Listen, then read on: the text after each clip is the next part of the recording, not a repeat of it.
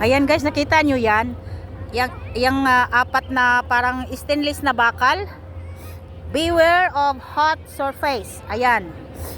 Ano ito? Bababain mo ito. Hahawak ka lang dito. Bababa ka. Dahan-dahan kasi malalim siya. Ay, hindi. Parang ayoko bumaba. Gusto ko upakyat.